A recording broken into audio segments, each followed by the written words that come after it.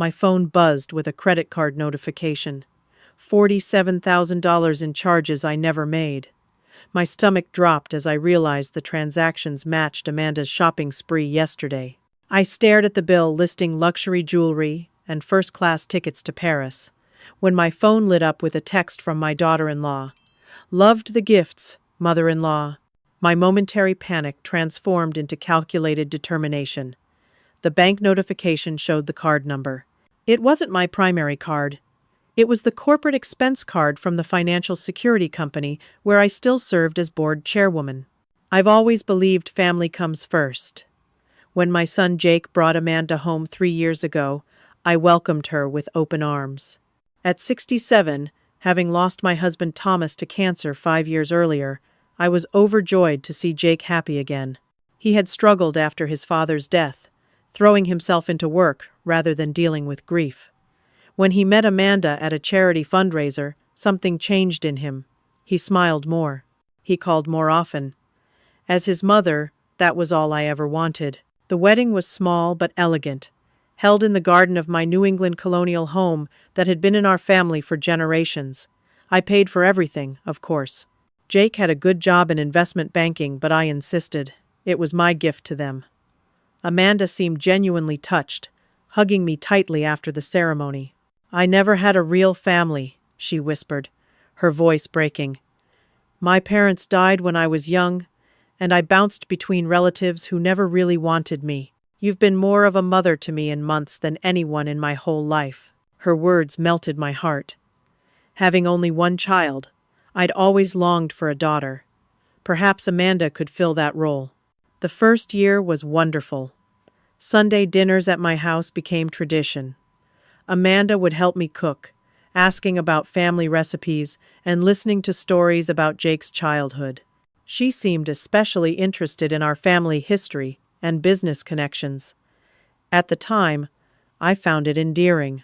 Things began changing subtly during their second year of marriage. Amanda's warmth cooled, particularly when Jake wasn't in the room. She declined Sunday dinners more frequently, claiming headaches or prior commitments. When she did attend, she would make small comments that felt designed to create distance between Jake and me. "Jake works so hard because he feels he needs to live up to your standards," she once said while we washed dishes. "Sometimes I worry he's killing himself trying to make you proud." The comment stung because it contained just enough truth to make me question myself. Had I been too demanding? Had my success as CFO of Taylor Financial Securities, the company Thomas and I built together, cast too large a shadow? Last weekend, we had gathered for Jake's 38th birthday. Amanda seemed particularly tense, drinking more wine than usual and barely touching her food. When Jake mentioned turning down a promotion that would have required extensive travel, I saw something flash across Amanda's face. "We could have used that money," she muttered, just loud enough for me to hear. "But I suppose when your mother's worth millions, ambition becomes optional." Jake hadn't heard, busy talking with my brother Scott about baseball. I chose to ignore the comment, but it lingered in my mind. Later that evening, Amanda offered to get me a fresh drink. I thanked her and continued my conversation with Scott's wife Diane. It wasn't until the next morning that I realized my purse had been disturbed. At the time, I assumed I'd been careless, perhaps misplacing things while looking for my reading glasses. Now, staring at the credit card notification, I realized what had happened. Amanda hadn't just been getting me a drink. She'd been searching through my purse. She'd stolen my corporate card, the one I rarely used but kept for company expenses. I scrolled through the charges again, my hand trembling slightly. $22,000 for diamond jewelry from Tiffany's, $8,000 in designer clothing, $15,000 for first-class tickets to Paris, $2,000 for a luxury hotel booking. My initial shock gave way to a deeper concern as I discovered something that made my blood run cold. While searching for information about Amanda, I found court records from Arizona showing she had been previously married, something she had never mentioned to Jake or me. According to the documents, she had divorced a man named Paul Winters just 6 months before meeting Jake. This wasn't merely about stolen credit cards anymore. Amanda had been hiding her past from us. What else was she hiding? The woman I had welcomed into my family, into my heart, was suddenly a stranger. The following morning, I drove to the local branch of my bank, determined to understand exactly what had happened. The transaction details painted a disturbing picture. The spending spree had been methodical, starting with the jewelry purchase, followed by visits to Saks Fifth Avenue, Gucci, and several other high-end retailers. The airline tickets were purchased last, along with a reservation at the Four Seasons in Paris. These purchases were made in person, explained Martha, the bank manager who had known me for 20 years. The card was physically present, and the signature matches the one on file closely enough that it didn't trigger our fraud alert. Of course it matched. Amanda had probably practiced my signature, something that sent another chill through me. I need copies of everything, I said firmly. This is theft, and I'll be filing a police report. Martha's expression softened with sympathy. Cassidy, are you sure? Family matters can be complicated. Theft is theft, I replied, though my heart ached at the thought of what this would do to Jake.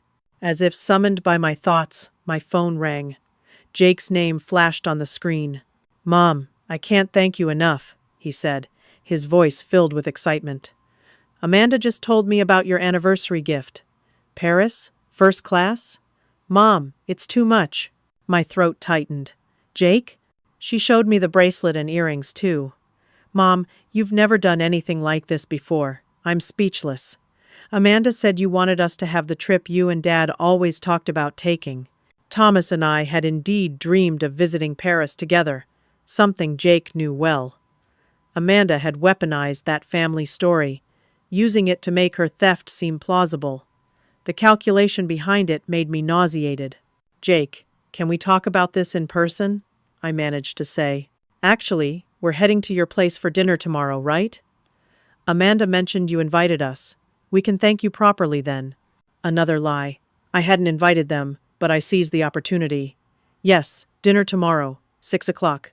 After hanging up, I realized I needed more evidence before confronting them. Amanda would deny everything, turn it into a case of my word against hers.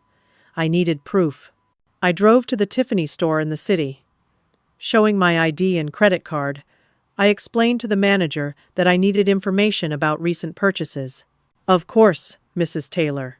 Let me look that up for you, the manager, a woman named Lynn, said politely. Ah, yes, a beautiful selection.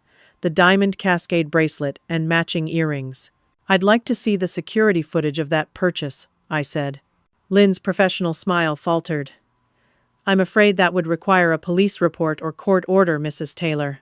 I understand, I said, lowering my voice. But the person who made this purchase was using my stolen credit card. I'm trying to handle this discreetly before involving the authorities, for my son's sake. Something in my expression must have convinced her. After a moment's hesitation, she said, Let me see what I can do. 30 minutes later, I was watching footage of Amanda confidently presenting my credit card. She was smiling, chatting casually with the sales associate as if she didn't have a care in the world. As if she weren't committing a crime. She said the jewelry was an anniversary gift for her husband. The sales associate who had helped Amanda told me. She seemed to know exactly what she wanted. Has she been in before? I asked. The associate hesitated. Actually, yes. She came in last month to look at several pieces, she said. The woman paused uncomfortably. Please, it's important. She said she was Cassidy Taylor. That's why I didn't question the name on the credit card yesterday. I recognized her and assumed she was you. The revelation hit me like a physical blow. Amanda hadn't just stolen my credit card. She had been impersonating me, planning this for weeks, possibly months. Would it be possible to get a copy of this footage? I asked, my voice steady, despite my inner turmoil. With a police report. Yes. I nodded, my decision made.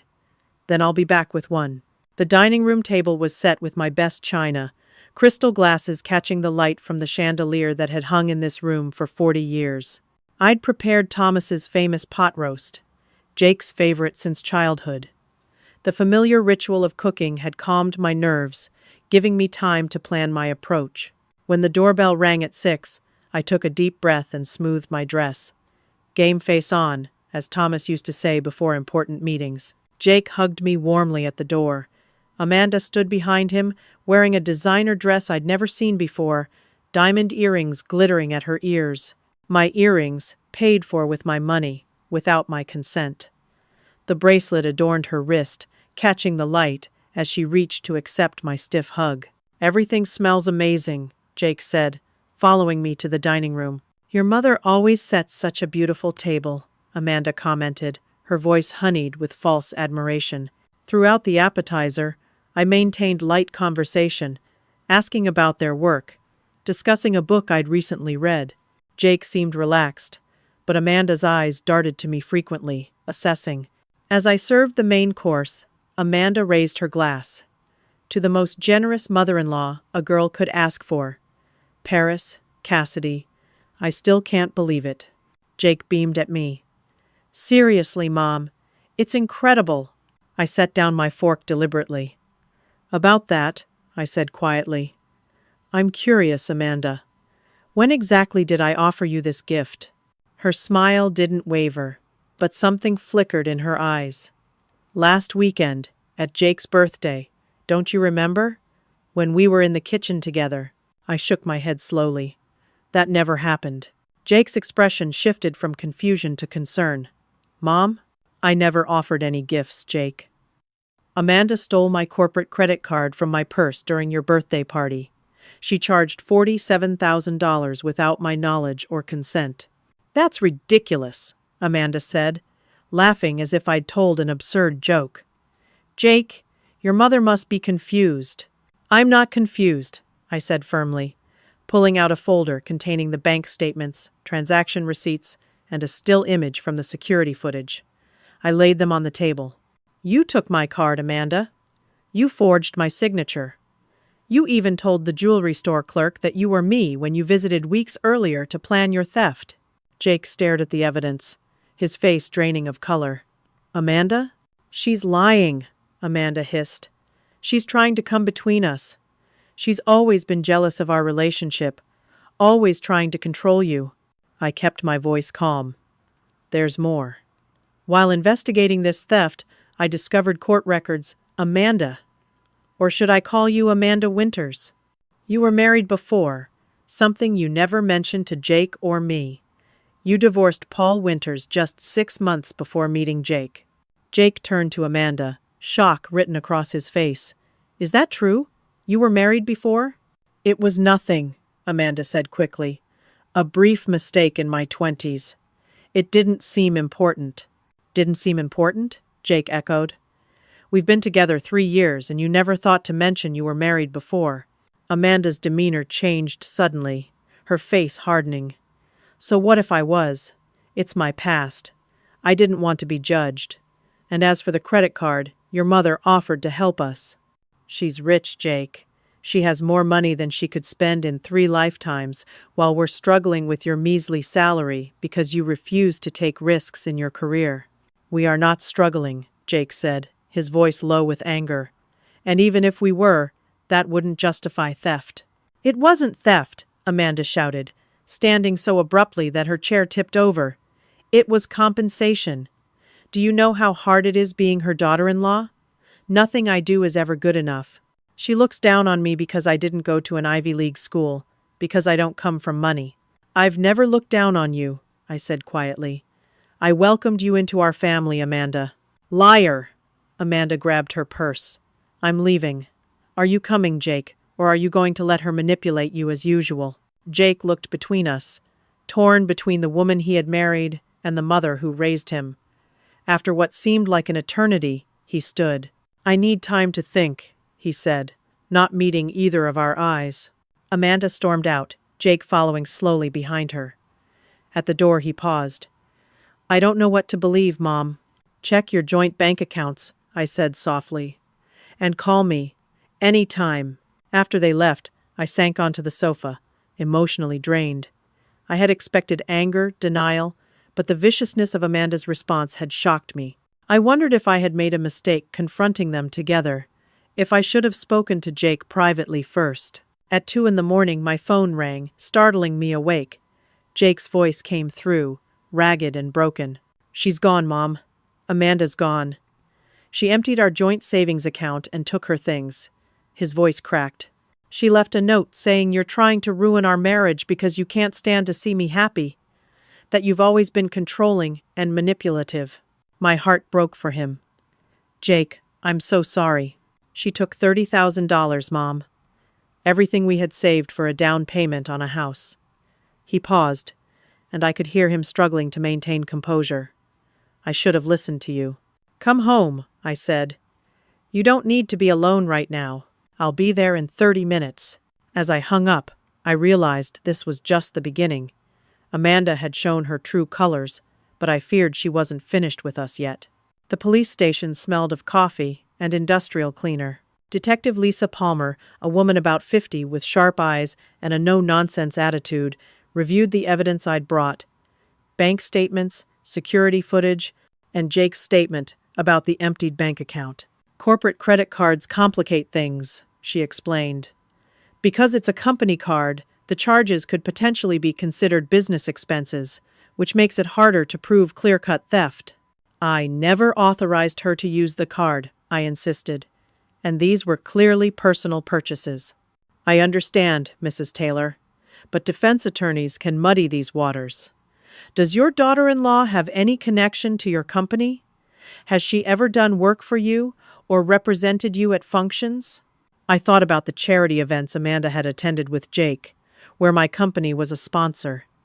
"Nothing official, but yes, she's been present at company functions as my son's wife." Detective Palmer nodded. "That creates gray area. Not insurmountable, but something to be aware of." I leaned forward. "What about the bank account? She took $30,000 from their joint savings." "Unfortunately, with joint accounts, both parties have legal access. Unless you can prove the money was specifically Jake's and not marital property, that's a civil matter, not criminal." I felt frustration building. "So she can just take our money and disappear?" "I didn't say that," Detective Palmer replied. "We'll investigate thoroughly. In fact, I've already run a background check on Amanda Taylor, and that's where things get interesting." She opened a folder and spread out several documents. Amanda Jenkins, before she became Amanda Winters, before she became Amanda Taylor. Multiple names, multiple social security numbers. She has a history, Mrs. Taylor. Credit card fraud in Colorado. Identity theft in Nevada. Charges were filed, but later dropped in both cases. The room seemed to tilt slightly. "Are you saying she's done this before?" "It appears so. We're still connecting dots, but the pattern looks familiar. Target wealthy families, marry in, extract money, move on." Detective Palmer's expression softened slightly. "I'm sorry. This must be incredibly difficult." "Does Jake need to know all this?" I asked, thinking of my son's already shattered heart. "Eventually, yes. But let's gather more evidence first." Over the next 2 weeks, the investigation revealed a disturbing pattern. Amanda had researched our family thoroughly before meeting Jake. Detective Palmer discovered she had previous relationships with at least 2 other men from affluent families. In both cases, she had extracted money before disappearing. "She's methodical," Detective Palmer explained during one of our many meetings. "She creates paper trails to support her stories. False documents, manipulated photographs. She's not impulsive. This is calculated." The most shocking discovery came when we found evidence that Amanda was potentially still legally married to someone else. The divorce papers she had filed in Arizona appeared to be falsified. "If this is correct," Detective Palmer said, showing me the documents, "her marriage to your son may not be legally valid." I called our family attorney immediately, asking him to investigate this angle. Jake deserved to know if his marriage had been a sham from the beginning. Jake had moved back into my house temporarily, sleeping in his childhood bedroom. I heard him at night, pacing, unable to sleep. During the day, he threw himself into work, avoiding conversation about Amanda. I gave him space, knowing he needed time to process the betrayal. One evening, as we sat in the living room pretending to watch a documentary, Jake finally spoke about it. "I keep wondering if any of it was real," he said, staring at his untouched coffee. "Did she ever love me at all?" I reached over and took his hand. "I don't know, sweetheart. Some people aren't capable of love the way we understand it." "I feel so stupid," he whispered. "All the signs were there. She always asked about your business, about our family money. She pushed me to get access to my trust fund early." "You're not stupid," I said firmly. "You're trusting. There's a difference. Your father was the same way." Jake squeezed my hand. "Thank you for not saying, 'I told you so.'" "That's not how family works," I replied, feeling a surge of protectiveness toward my wounded son. The next day, Detective Palmer called with news. "We've identified Amanda's accomplice, the man she's legally married to. His name is Daniel Reed, though he uses multiple aliases. They've worked together before, targeting wealthy families." "Do you think they're still in the country?" I asked. "Based on the airline tickets she purchased with your card, they plan to leave for Paris next week. We've flagged their known identities with border control and are monitoring airport security." I thanked her and hung up, relieved that progress was being made, but anxious about what Amanda might do next. I didn't have to wait long to find out. That afternoon, I received a letter delivered by courier. Inside was a formal letter from an attorney I'd never heard of, claiming Amanda was filing for divorce from Jake and seeking half of his assets, including his share of the family business and future inheritance. Attached was a note in Amanda's handwriting. "This can all go away for $500,000. Cash. Think of it as buying your son's freedom." The boldness of the blackmail attempt left me breathless. I called Detective Palmer immediately and arranged to have the letter and note added to the evidence file.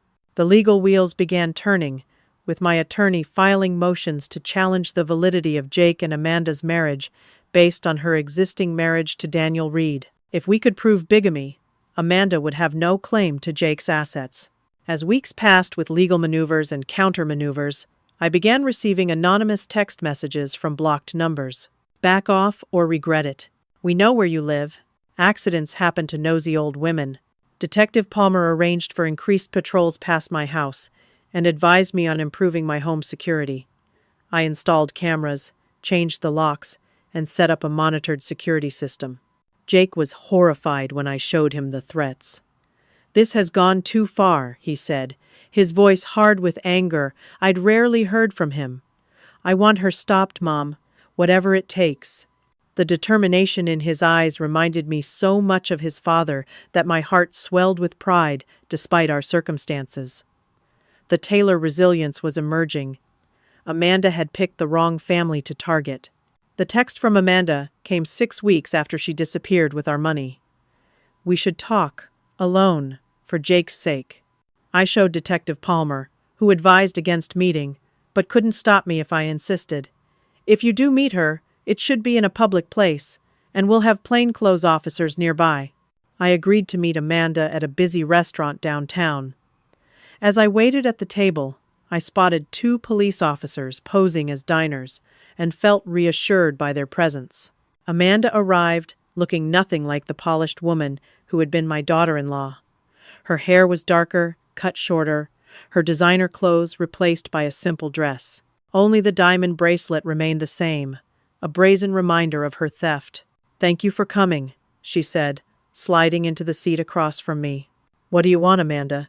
I asked, keeping my voice neutral. "I want to fix this," she said, her eyes filling with tears that I now recognized as performance. "I made a terrible mistake. I panicked when you confronted me. You stole from us. You lied to Jake about everything. Even your marriage wasn't legal." She flinched at that. "How did you?"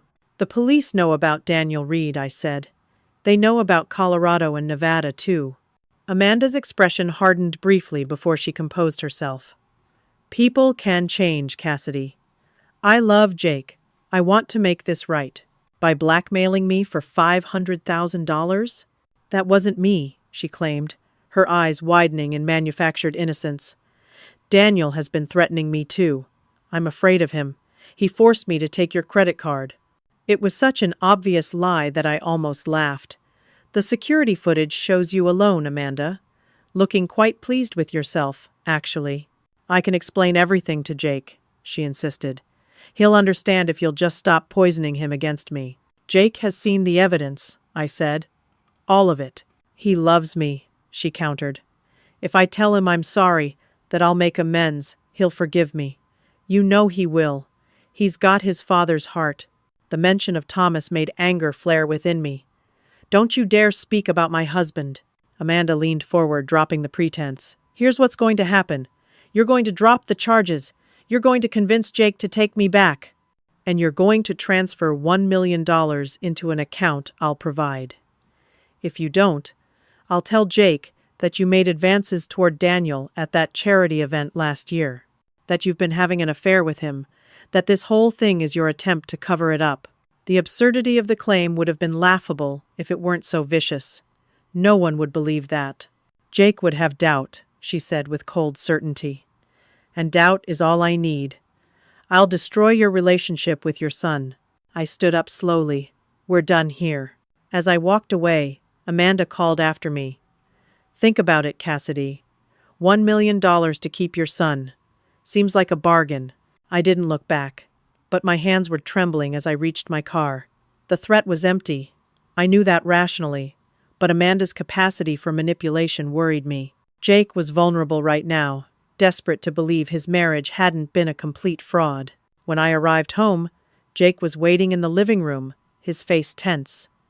"How did it go?" I told him everything, watching his expression shift from hope to disappointment to anger. "She actually threatened to lie about you and Daniel?" he asked, incredulous. "She's desperate," I said. "Detective Palmer thinks they're running out of money. The credit card has been frozen, your bank account is empty, and they can't leave the country because they're being watched." Jake ran his hands through his hair, a gesture so like his father that it made my heart ache. "I want to talk to her." "Jake, I don't think that's wise. I need to hear these lies from her directly," he insisted. "I need to look in her eyes when she tries to manipulate me. It's the only way I'll finally accept who she really is." Against my better judgment, I arranged another meeting at the same restaurant the following day. This time, Jake would attend while I watched from a distance with Detective Palmer. The meeting was brief and explosive. Jake confronted Amanda with everything we had learned. Her attempts to charm him failed as he methodically listed her deceptions. When he mentioned Daniel Reed, her expression changed, becoming calculating. "Daniel means nothing to me," she insisted. "He forced me into this. I can prove it." "How?" Jake demanded. "I have recordings," she claimed, "of him threatening me. I kept them as insurance." "Where are these recordings?" Jake asked. "At the storage unit where I've been staying," she said. "I can show you." Detective Palmer tensed beside me.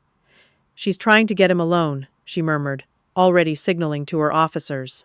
Before they could intervene, Jake stood up. "I'm not going anywhere with you. If these recordings exist, have your lawyer send them to mine." He walked away as Amanda called after him, her voice rising hysterically, drawing attention from other diners. The officers moved in, asking her to leave the premises. She did, but not before shooting a venomous look in my direction. That night, my home security system alerted me to movement in the yard. The cameras showed a figure trying to force the back door. I called 911 immediately, then texted Detective Palmer. Police arrived within minutes, but the intruder had fled. The security footage, however, provided a clear image of Daniel Reed. "They're escalating," Detective Palmer said grimly, as officers searched the property. "We need to bring them in now." 2 officers remained at my house overnight for protection. In the morning, Detective Palmer called with news they had obtained warrants to search several locations connected to Amanda and Daniel, including a storage unit registered under one of Daniel's aliases. "We found evidence linking them to similar schemes in 3 other states," she reported. "Financial records, fake IDs, documentation on potential targets, including your family. They had extensive notes on your company, your assets, even your daily routines." The invasion of privacy made me feel ill. What about Jake? Is he safe? We have officers watching his apartment and workplace. We'll find them, Mrs. Taylor. Later that day, Jake called, sounding agitated. Amanda just texted me. She says she's coming to see me at the office to explain everything, that she has proof she was forced into this. I immediately relayed this to Detective Palmer, who dispatched officers to Jake's office. Tell him not to meet with her, she instructed. We're on our way. Jake agreed to stay in his office with security until the police arrived. I drove there too, unable to stay home while my son was potentially in danger. When I arrived, police cars surrounded the building. Detective Palmer met me in the lobby. We have a situation, she said. Amanda and Daniel are both inside. They're demanding to speak with Jake alone. That's not happening, I said firmly. Agreed. We have officers in position and the building on lockdown. After nearly an hour of negotiation, Amanda and Daniel emerged from the elevator into the lobby, surrounded by officers. Amanda looked wild-eyed and desperate. Daniel, a man I'd never seen before but recognized from the security footage, appeared coldly calculating. As they were being led out in handcuffs, Amanda spotted me and lunged forward. "This is your fault," she screamed. "Everything was perfect until you interfered." Daniel remained silent, his eyes darting around, as if still looking for escape. As they were placed in separate police cars, Detective Palmer approached with news. We found something interesting in Daniel's possession. A recorder. It seems he was documenting their conversations, possibly as insurance against Amanda. Does that help our case? I asked. Significantly. And there's more. She hesitated. Amanda told the officers she's pregnant with Jake's child. We're arranging for verification at the hospital. I felt the blood drain from my face. The possibility of my son being permanently tied to Amanda through a child was the one thing I hadn't considered. Jake appeared beside me, having been released from his office. I heard, he said quietly. If it's true, I took his hand. We'll deal with it together, whatever happens. The pregnancy claim turned out to be Amanda's final desperate lie. Tests at the hospital confirmed she wasn't pregnant and hadn't been recently. With the mountain of evidence against them, both Amanda and Daniel remained in custody, denied bail as flight risks. The prosecutor was confident about the case, particularly after the recordings revealed the extent of their scheme and their explicit discussions about targeting our family. A weight lifted from our shoulders, but the emotional damage remained. Jake threw himself into therapy, working to understand how he had been so thoroughly deceived. I focused on strengthening the security around our finances and supporting my son through his healing process. The ordeal had changed us both, making us more cautious, perhaps, but also bringing us closer together than we had been in years. 3 months after Amanda's arrest, Jake and I sat in the courtroom, waiting for the proceedings to begin. The preliminary hearings had been exhausting, with Amanda's attorney attempting various strategies to mitigate her culpability. She had tried claiming coercion by Daniel, then emotional distress, then offered to testify against Daniel in exchange for leniency. Today would be different.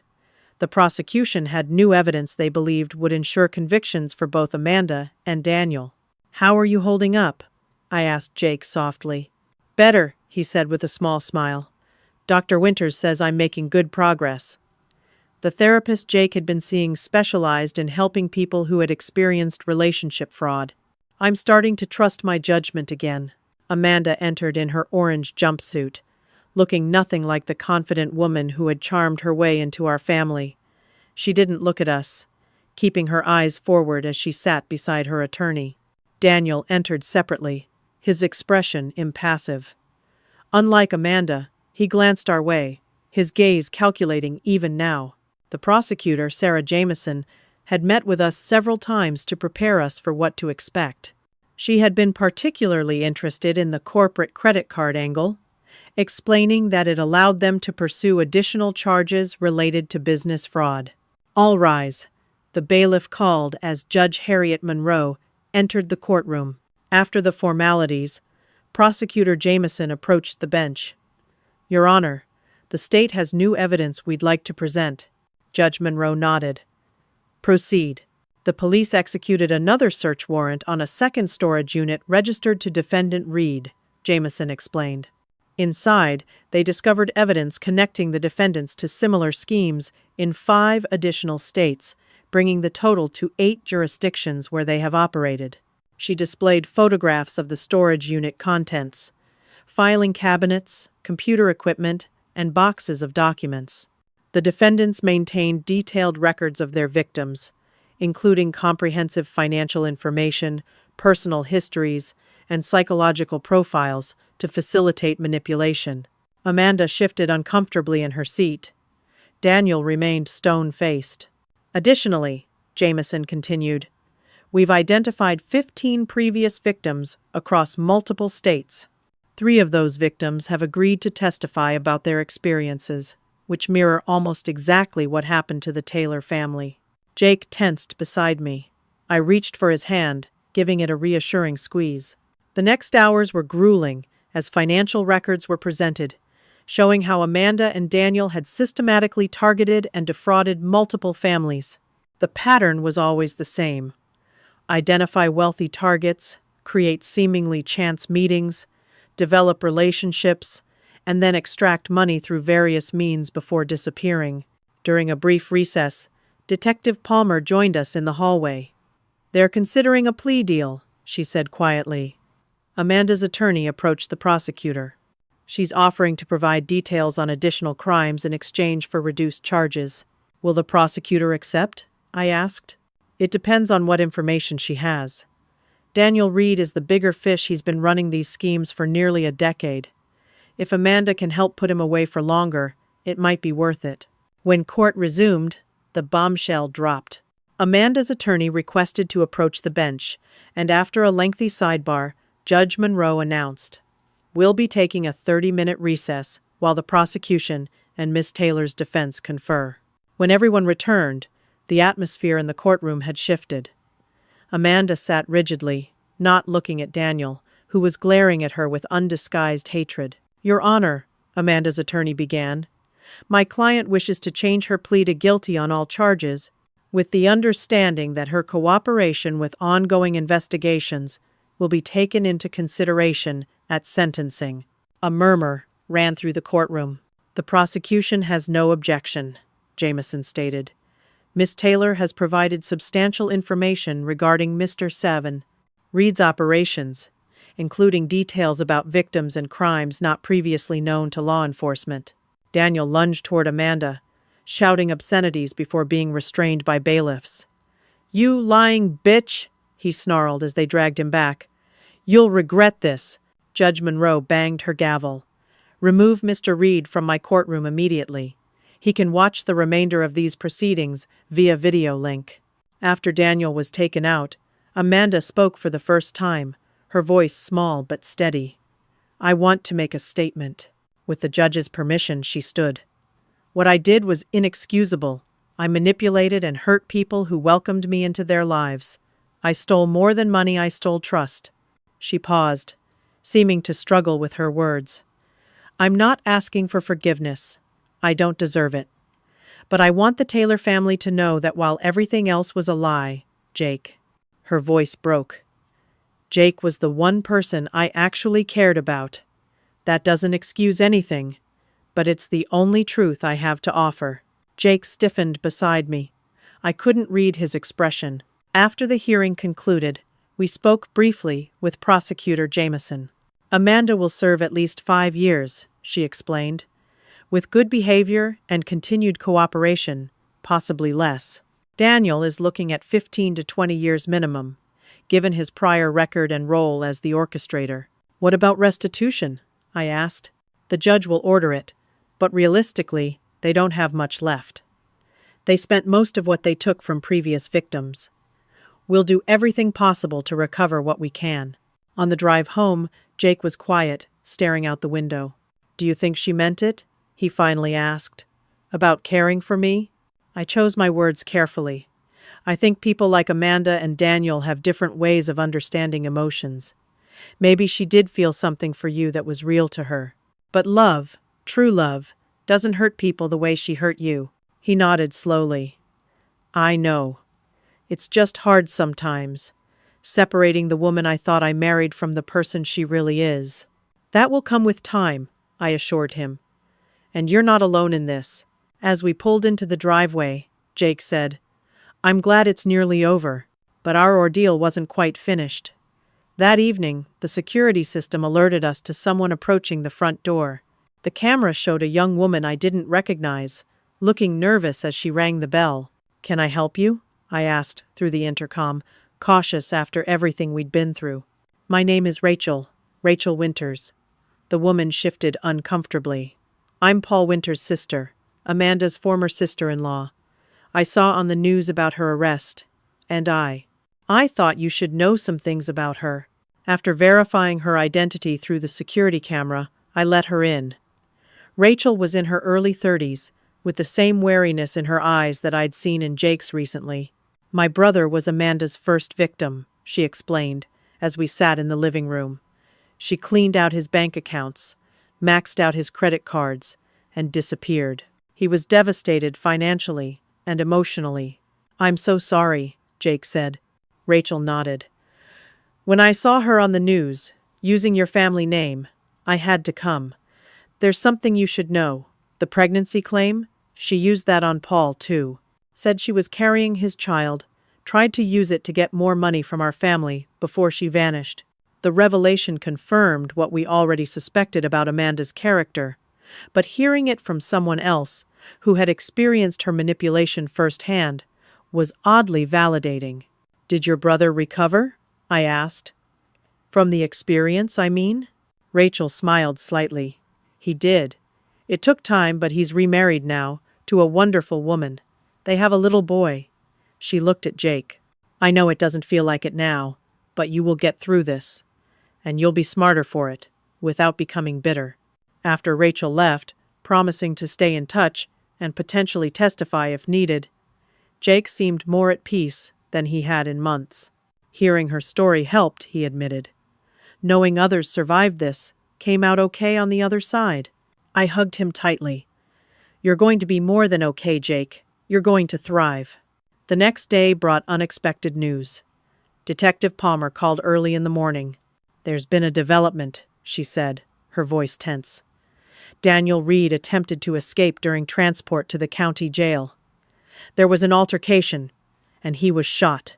He's in critical condition. And Amanda? I asked, suddenly concerned about potential accomplices who might seek revenge. Secure in women's detention. We've increased security as a precaution, but she appears genuinely surprised by the escape attempt. Based on their recent interactions in court, it seems their partnership is truly over. Hours later, we learned that Daniel had died from his injuries. The news brought complicated emotions, relief that he could never hurt anyone again, but also a strange emptiness. The man who had helped orchestrate so much pain was gone, but the damage he had done remained. For Jake, Daniel's death seemed to provide a kind of closure. It's really over now, he said that night. We can start moving forward. I hoped he was right, that we could put this chapter behind us and begin healing completely. The road ahead would still have difficult moments. The trial, sentencing, the inevitable media coverage, but we would face it together, stronger for having survived Amanda's deception. 1 year later, I stood in my garden, pruning roses as the spring sun warmed my shoulders. The past year had brought challenges, but also healing. Amanda had been sentenced to 7 years in prison, with the possibility of parole after 5. The judge had ordered restitution, though we knew we'd likely never recover most of what was taken. That wasn't what mattered most, anyway. What mattered was that Jake had found his way back to himself. The therapy had helped immensely, allowing him to process the betrayal without letting it define him. He had been promoted at work, taking on greater responsibilities with a confidence that made me proud. Our relationship had deepened, too. Sunday dinners were sacred again, though now they often included Jake's new friend Allison, a colleague from work who had started as a sympathetic ear and gradually become something more. She was nothing like Amanda, thoughtful, genuine, with no interest in material things. Most importantly, she made Jake laugh again. The doorbell rang, pulling me from my thoughts. I removed my gardening gloves and made my way inside, finding Jake and Allison on the porch. "We brought lunch," Jake announced, holding up a basket. "Thought we'd have a picnic since it's such a beautiful day." "What a wonderful surprise," I said, hugging them both. We set up in the garden, spreading a blanket beneath the old oak tree that had shaded Jake throughout his childhood. "I have some news," Jake said, as we settled with our sandwiches and lemonade.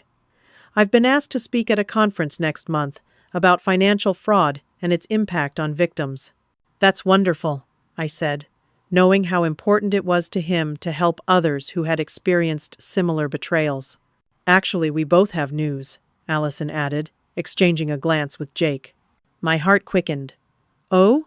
Jake took Allison's hand, his smile wide and genuine. "We're moving in together. It's a big step, but it feels right." The joy in his eyes brought tears to mine. This was what healing looked like, not the absence of pain, but the capacity for joy despite it. "I'm so happy for you both," I said sincerely. "There's more," Jake continued. "Remember Rachel Winters, Paul's sister? We've stayed in touch, and she connected me with other victims of similar schemes. We're forming a support network, offering resources and guidance for people who've experienced relationship fraud." "Jake's been incredible," Allison added. "The group already has 30 members across 6 states. Pride swelled within me. My son had taken his pain and transformed it into purpose, just as Thomas would have done. As we ate, conversation flowed easily between us. Allison shared stories from her work in environmental law, Jake discussed his latest projects, and I told them about my decision to step down from the board of Taylor Financial Security. "Are you sure, Mom?" Jake asked. "I know how much the company means to you." "It's time," I said simply. "I've served for 30 years. The new generation has fresh ideas, and I'm ready for new adventures."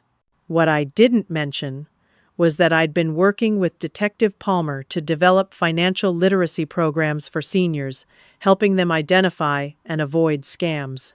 The work had given me purpose during the darkest days of Amanda's betrayal, and now it had become a passion. After lunch, as Allison helped me clear the dishes, Jake wandered to the old treehouse at the edge of the property. I found him there later, sitting on the platform, legs dangling as they had when he was 10. "Room for one more?" I asked. He smiled, patting the space beside him. "Always." I carefully climbed up, settling next to him. "Penny, for your thoughts." "I was just thinking about Dad," he said. "About what he'd say if he were here." "He'd be incredibly proud of you," I said without hesitation. "Not just for rebuilding your life, but for helping others rebuild theirs." Jake nodded. "You know what I realized recently? Amanda took our money, but she didn't take what matters most. She couldn't touch the real inheritance Dad left us." "Which is?" "Resilience, integrity, the capacity to begin again." He looked at me. "You exemplified those values every day after Dad died. You showed me how to carry on with grace. That's what got me through this, Mom. Your example." I blinked back tears, wrapping my arm around his shoulders. "We're Taylors. It's what we do. We fall, we get up, we help others up along the way." As the afternoon sun filtered through the leaves, I reflected on our journey. Amanda had entered our lives like a storm, causing destruction, testing our foundations. But like any storm, she had eventually passed, leaving us to rebuild. And rebuild we had, stronger than before. The $47,000 she stole had been a steep price, but the lessons we gained were priceless. Trust should be earned, not freely given. Resilience is born from adversity. And true wealth isn't measured in bank accounts, but in the strength of family bonds. That evening, after Jake and Allison left, I sat on the porch with a cup of tea, watching fireflies dance in the gathering dusk. My phone buzzed with a text from Detective Palmer, now Lisa to me, as our professional relationship had evolved into friendship. "Thought you'd want to know. 2 more victims came forward today. Your statement made a difference." I smiled, typing back, "Together, we're stronger." And we were. Every story shared, every warning heeded, Every person who recognized the warning signs before becoming a victim, these were victories. Small, perhaps, but meaningful. The painful chapter with Amanda was closed, but the story continued. My story, Jake's story. The story of healing and growth and finding purpose in pain. It wasn't the path I would have chosen, but I had learned to be grateful for where it had led us. As darkness fell completely, I made my way inside, pausing at the family photos lining the hallway. Thomas smiled from silver frames. Jake grew from toddler to man across the wall. And in the newest edition, Jake and I stood with the support group he had formed. Survivors all, faces illuminated with hard-won wisdom and hope. That's the thing about life's hardest lessons, they carry the potential to become our greatest gifts, if we're brave enough to transform them. Amanda had tried to break us, but instead, she had inadvertently made us unbreakable. Have you ever had to confront betrayal within your family? How did you find the strength to move forward? I'd love to hear your stories in the comments below. And if this story resonated with you, please like, subscribe, and share it with someone who might need to hear that healing is possible, even after the deepest betrayals. Thank you for joining me on this journey, and remember that your most difficult chapters can become your most powerful testimony.